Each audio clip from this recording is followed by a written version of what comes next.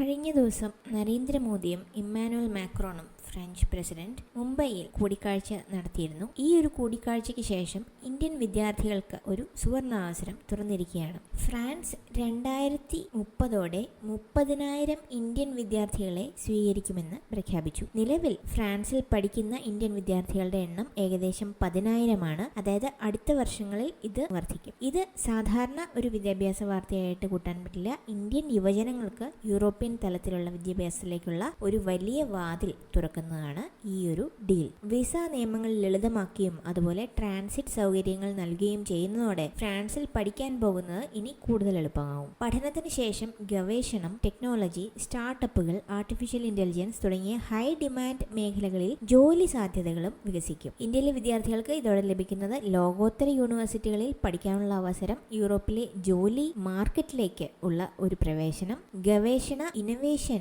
രംഗങ്ങളിലെ ആഗോള എക്സ്പോഷർ, ഇരു രാജ്യങ്ങളുടെയും ശക്തമായ വിദ്യാഭ്യാസ കൂട്ടുകെട്ടിന്റെ ഗുണം ഇതെല്ലാം ഇന്ത്യൻ വിദ്യാർത്ഥികൾക്ക് ലഭിക്കുന്നതാണ്. വിദേശത്ത് പഠിക്കാൻ ആഗ്രഹിക്കുന്ന കുട്ടികൾ ഇതും കൂടെ കൺസിഡർ ചെയ്യുക. ഫ്രാൻസിൽ നല്ല യൂണിവേഴ്സിറ്റീസ് ഉണ്ട്. ഫ്രാൻസും കൂടെ ഒരു നല്ല എഡ്യൂക്കേഷൻ ഡെസ്റ്റിനേഷനായിട്ട് കണക്കാക്കാവുന്നതാണ്. നിങ്ങളുടെ അഭിപ്രായം കമന്റ് സെക്ഷനിൽ ഇടുക. നല്ലൊരു ദിനം നേർന്നുകൊണ്ട് നന്ദി, നമസ്കാരം.